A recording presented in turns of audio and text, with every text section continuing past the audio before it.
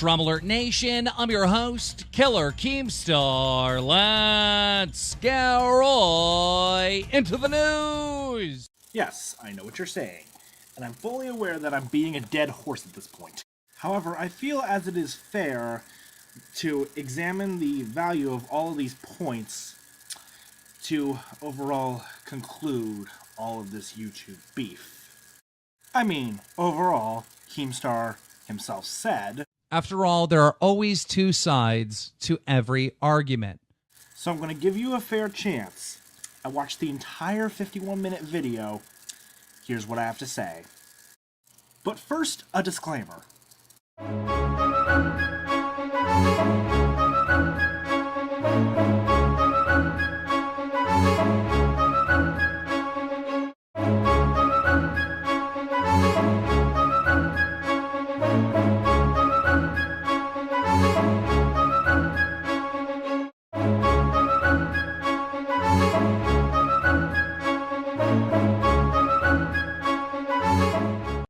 Now that all the crybabies are gone, let's get into the video. So here's how this video is going to work. Like Keem, I'm going to play a segment of video that represents a point. If I agree with Keem, I will give him a point. If I agree with the other side, or I disagree with Keem, I give a point to the middle category. And if I can't decide, then that's what the bottom category is for. Alrighty, let's get going. But over the past few weeks, YouTubers have been exposing me for things that are simply not true. Several YouTubers have fabricated evidence, manipulated footage, and outright lied in the hope that people will believe them. The worrying thing is, people have believed them. The hatred for me at this point is so blind, the mob mentality so severe, that any YouTuber can say just about anything, and their audience will take it at face value. Despite the fact that in nearly all cases, they provided no evidence, no backstory, taken things out of context, and even gone to the point to outright make things up, people still believe it. Another YouTuber could say this about you and be pretty decently right. I will then prove that this is not fact by providing genuine evidence and backstory to why it's false in the first place. For a vast majority of this video, the only evidence and backstory you provide is your word. Considering how much hate you've been getting, your word really doesn't carry a lot of weight anymore, except to those who already support you, which is what this video isn't directed at. Ladies and gentlemen, please be seated. We are here to review the case of Keemstar versus the community. To the defense, have you prepared a statement? Yes, I have, Your Honor. Go ahead, then. I've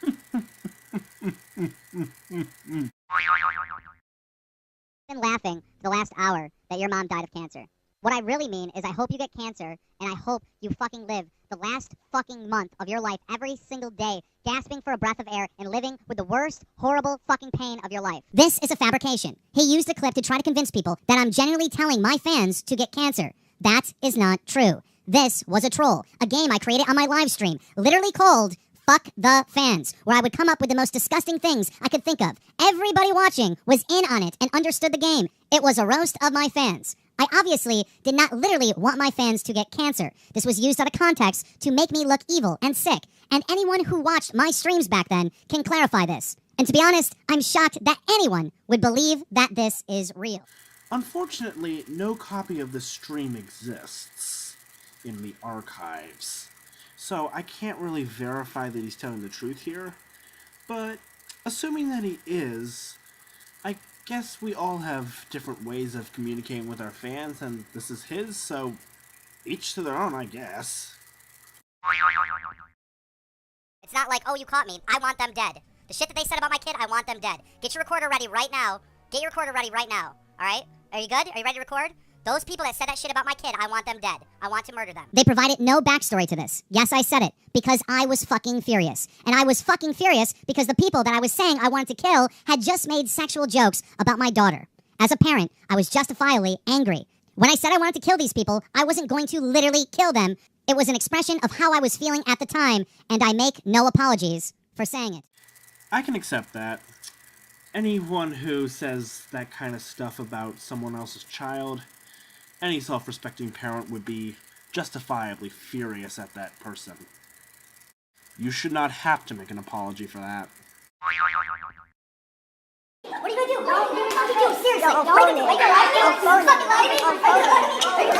I don't really know why so many people have used this clip to make me look like a bad guy. We had a disagreement. So we had a little pushing match. Nobody threw fists, there was no blood, nobody got hurt in any way, it was nothing. Just because you pushed someone once upon a time doesn't make you the son of Satan. This argument is ridiculous. Who are these so many people? As far as I know, Leafy is the only one with any credibility that actually used this clip in their video, and he used it as a joke. Of course, last but not least, making a video on the Gladiator himself, the man that attacked another man for stealing his fucking ham in a parking lot. What are you gonna do? What are you gonna do? Seriously, what are you gonna do, huh? Why'd you gotta steal my ham like that, buddy? Why'd you gotta steal my fucking ham? Why'd you gotta steal my fucking ham, you fat fuck? Wait a second, guys. I think I actually just found the ham. If I knew a little more about these quote-unquote so many people, maybe I could sympathize with you a little more on this point, but as it is, I'm not so sure. Oh, fucking righteous fucking nigger! Alex! Everybody type in the chat, Alex is a stupid nigger. Now, I will not attempt to justify that I said the N-word 7 years ago. I was wrong to say it. I make no excuses for the fact that I said it. Now, I could argue that Alex was being racist to me first, by calling me a wop and a dago, because I'm Italian, and that's why I responded in the way I did at the time. But that still doesn't make what I said right. I apologized for this the very next day. I've apologized for this every year since, and I will apologize again to Alex today. I am sorry. But saying a racist thing in anger 7 years ago does not make me a racist. Keem, no. Nobody uses this clip to prove anything. As far as I know, pretty much everyone who uses this clip uses it for its comic relief purposes, since it's basically turned into a meme at this point. To quote Idubbz, Now, I'm not going to be using any of these classic lines as argument points in this video. Instead, I'm going to use them for comedic relief. you are right on one thing though. Just because you said something racist 7 years ago does not mean that you're a racist person. But honestly, at what point are the people that keep posting this clip over and over again actually in fact being racist themselves? By using this clip in their little memes and their little parodies and their little jokes. Aren't these people just as guilty of fucking up as I did back then? I'm not saying that everyone who used this clip does this, but it's my opinion that there are some people that constantly use this clip who are very fucking hypocritical for even using it in the first place. So joking about Donald Trump is racist? Just because we joke about something being racist does not mean that we're racist ourselves. However, my big problem with this clip comes later.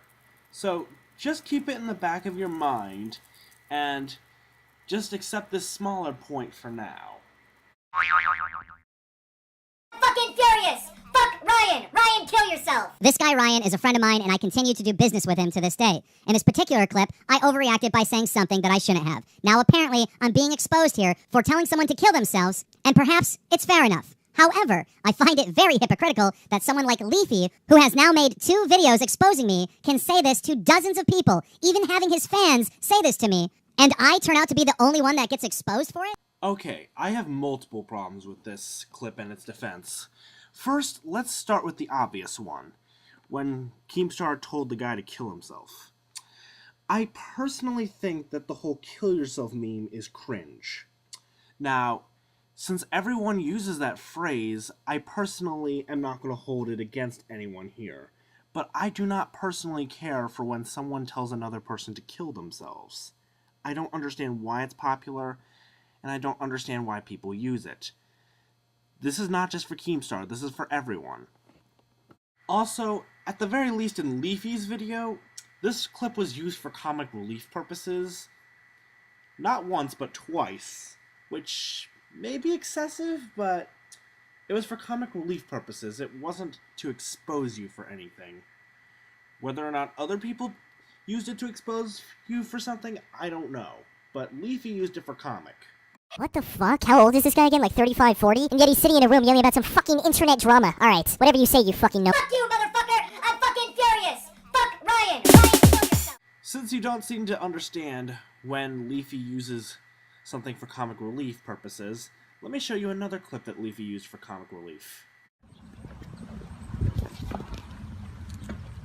What are those? That isn't even the biggest problem I have with this clip.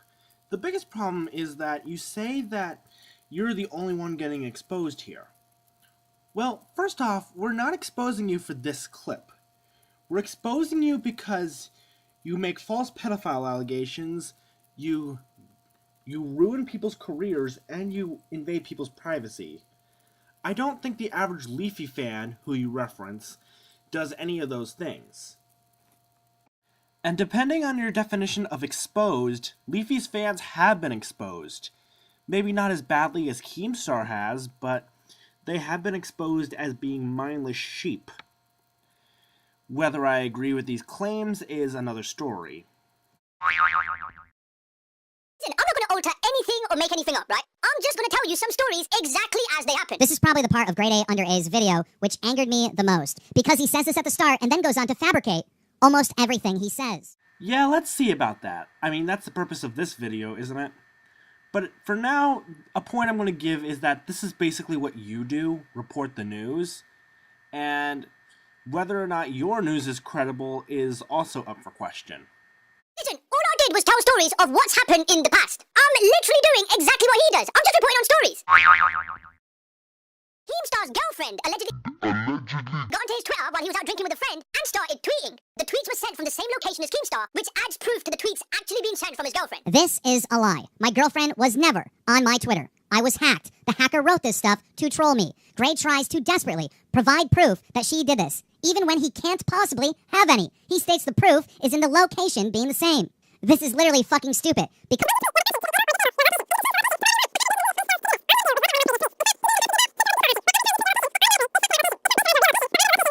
not only that, but Grade actually thinks that my girlfriend would refer to a friend of mine by his YouTube channel name. Grade purposely left out the full reading of the hacker's tweet because it mentions only Use Me Blade, a fellow YouTuber and friend, and for that reason, if Gradeaundera had done even a tiny bit of research, he would know that this so-called proof is bullshit, or worse yet, perhaps he purposely twisted the evidence to make this point appear valid.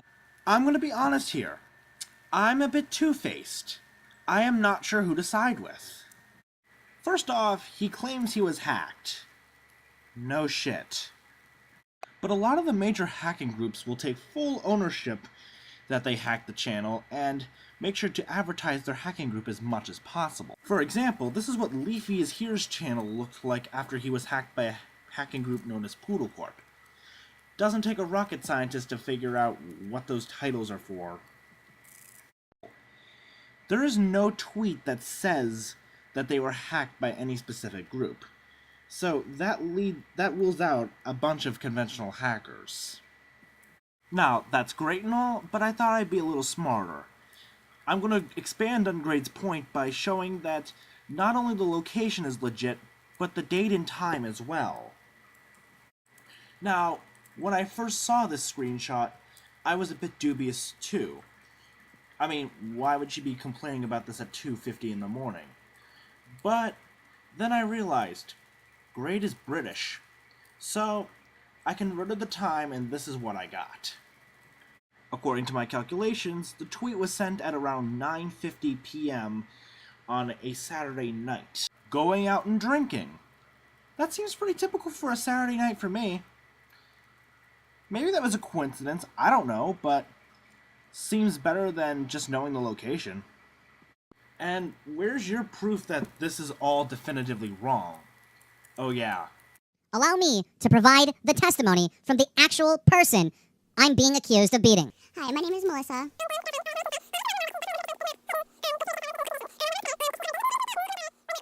Two things. How do we know this is her? This could be a paid actress. And also, women in domestic abuse situations often won't disclose that they're being domestically abused under punishment of death. I'm not suggesting that she is being abused here, but I don't know. This isn't enough proof. Now, she doesn't disclose her name or anything like this in the tweets, so we don't know if it's her. Anyone can impersonate anyone they want on the internet. It's not that hard. And there's no evidence to prove this true, which in a court of law is all you really need.